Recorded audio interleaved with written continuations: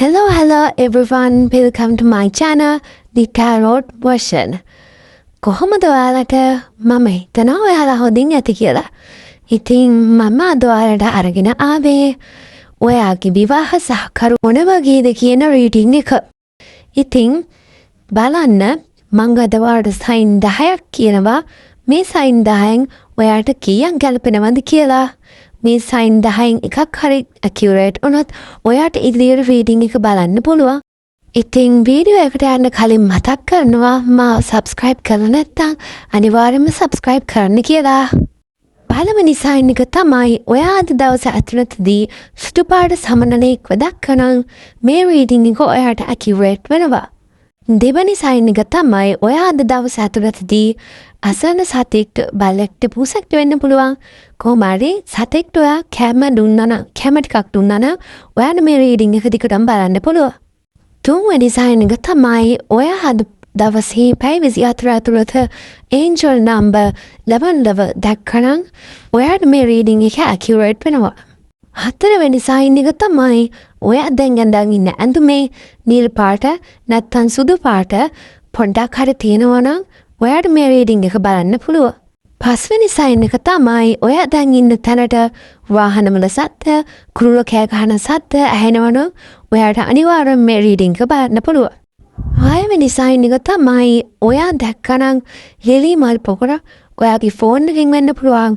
ඇත්තටම ලිලි මල් පොකුරක් දැක්ක වෙන්න පුළුවන්. කොහොම හරි ඔයා ලිලි මල් පොකුරක් දැක්කනම් ඔයාට මේ රීඩින් එක ඇකියුරේට් වෙනවා.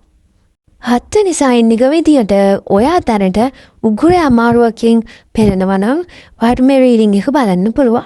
අටවෙනි සයින් එක තමයි ඔයා මේ රීඩින් එක අහම්බෙන් දැක්ක කෙනෙක් නම් අනිවාර්යයෙන්ම මේ රීඩින් එක බලන්න. නවවෙනි සයින් එක තමයි ඔයාගේ විවාහ සහකරු ගැන රීඩින් එකක් එනකන් බලන් හිටපු කෙනෙක් නම් ඔයාට මේ රීඩින් එක බලන්න පුළුවන්. 10වෙනි සයින් එක තමයි ඔයා අද දවස් ඇතුළතදී සුදු පාට අශ්වයෙක්ගේ රූපයක් හරි අශ්වයෙක්ගේ පිළිමයක් හරි දැක්කනම් ඔයා මේ රීඩින් එක අනිවාර්යෙන් බලන්න. මම දැන් සයින් 10ම කියලා ඉවරයි. බලන්න ඔයාට මේ සයින් 10න් කීයක් ඇකියුරේට් වුණාද කියලා. මේ සයින් 10න් එකක් හරි ඇකියුරේට් වුණා නම් ඔයාට රීඩින් එක ඉදිරියට බලන්න පුළුවන්. පළවෙනියටම කියන්න ඕනේ ඔයාගේ විවාහ සහකරු වෙන්න ඉන්න පුද්ගලයා ඔයාගේ එක්ස් කෙනෙක් වෙන්න පුළුවන්. එහෙම නැත්නම් ඔයාගේ හිටපු යාළුවෙක් වෙන්නත් පුළුවන්. කොහොම හරි එයා ටිකක් ආඩම්බරකාර පුද්ගලයෙක්. එයා ඔයාව යම්කිසි කාලයක ඉඳලා අඳුරන ඔයාත් එක්ක අඩුම යාළුවෙක් විදියට හරි ඔයත් එක්ක හිටපු පුද්ගලයෙක් තමයි මෙයා. මෙයා ටිකක් ආඩම්බර චරිතයක් වුණාට මෙයා ටිකක් සමාජශීලී කෙනෙක්. ඒ වගේම මෙයා තීරණ ගත්තා ගොඩක් හිතලා බලලා ගන්න කෙනෙක්. ටිකක් ඕවර් තින්කින් කරන කෙනෙක් වෙන්නත් පුළුවන්.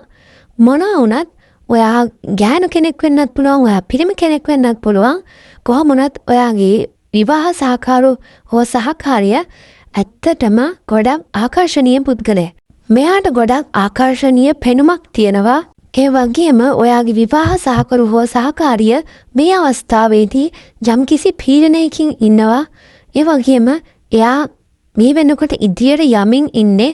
මේ පුද්ගලයා මං කිව්වා ඔයාට මෙයා අතීතයේදී මුණ ගැහිච්ච ඔයාගේ එක්ස් කෙනෙක් හරි එහෙම නැත්නම් ඔයාගේ කලින් හිටපු යාළුවෙක් හරි වෙන්න පුළුවන් කියලා.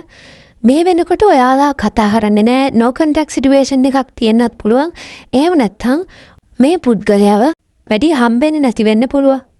මේ අවස්ථාවේදී ඔයාලා දෙන්න හම්බෙන්නේ නැති වුණත් ඔයාලගේ දෛවය ලියලා තියෙන හැටියට අනාගතයේදී ධනාත්මක ආරම්භයක් සඳහා ඉදිරියේදී ඔය දෙන්නම මුණ ගැහෙනවා.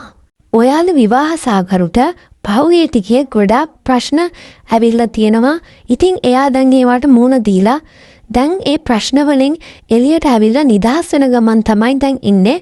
ඒ වගේම එයාට ලොකු අසාධාරණයක් වෙලා තියෙනවා. සමහර වෙලට ඔයාගේ විවාහ සහකරු මේ වෙනකොට බ්‍රේක්අප් එකක් ඉන්නවා වෙන්න පුළුවන්. ඒ නිසා එයා යම්කිසි එයාට අසාධාරණකම් වෙලා තියෙනවා. මොන දේ වුණත් එයා වර්තමානයේදී ගොඩක් මහන්සි වෙලා එයාගේ ඉදිරි වැඩ කටයුතු වෙනුවෙන් මහන්සි වෙනවා. එයාගේ මහන්සිය එයාගේ යාළුවොත් අගය කරනවා. මොකද එයා ගොඩක් මහන්සි වෙලා එයාගේ වැඩේ හරියට කරන පුද්ගලයෙක්. මං ඔයාට කලින් කිව්ව නේද එයා මේ වෙනකොට සමහරට බ්‍රේක්අප් එක්ක ඉන්නවා වෙන්න පුළුවන් කියලා.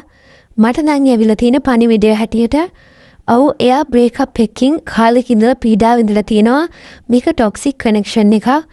එයා මේ සම්බන්ධව කිසිම පියවරක් ගත්තේ නැති නිසා පස්සේ එයාට ගොඩක් අසාධාරණකම් වෙන්න පටන්ගෙන තියෙනවා. එයාට ලොකු පීඩනයකින් ඉඳලා තියෙන්නේ එයා. ඉතින් එයා මේ රිලේෂන්ෂිප් එක එන්ඩ් කරනවා කියලා තමයි මට පෙන්නන්නේ. මම ඔයාට කිව්වා මෙයා ඔයාගේ එක්ස් කෙනෙක් වෙන්න පුළුවන් කියලා. ඉතින් මෙයා ඔයාගේ එක්ස් කෙනෙක් නම් මෙයාට වර්තමානයේදී ඔයාව ගොඩක් මතක් වෙනවා. ඒ වගේම ඔයාගේ මේ පුද්ගලයා ගොඩක් ධනාත්මක පුද්ගලෙක්. එයාගේ අදහස් උනත් ගොඩක් සුබවාදී අදහස් තමා එයාට තියෙන්නේ. ඔයාගේ මේ විවාහ සහකරුට ගොඩක් ටාගට්ස් තියෙනවා. එයා ඒ ටාගට්ස් වලට යන්න ඕන පාරත් එයාම තමයි හදාගන්නේ. ඒ කියන්නේ එයාගේ ටාගට් ඇචීව් කරගන්න එයාමයි ප්ලෑන්ස් හදන්නේ. එයා ඒ ප්ලෑන්ස් වලට අනුව ඉදිරියට යනවා මේ අවස්ථාවේදී. ඔයාගේ මේ විවාහ සහකරු හොඳ ඉදිරි දැක්මක් තියෙන කෙනෙක්. මං ඔයාට මොනද කිව්වා මේ පුද්ගලයා යම්කිසි බ්‍රේක්අප් එකක ඉන්නවා කියලා. ඉතින් ඒ බ්‍රේක්අප් එකක ඉන්න පුද්ගලයා විසින් එයාව රවට්ටලා තියෙනවා. ඒ නිසා එයා යම්කිසි පීඩනයකින් ඉන්නවා. ඔයාට නිින්ද යන්නේ වගේ තත්ත්වයන් තියෙනවා.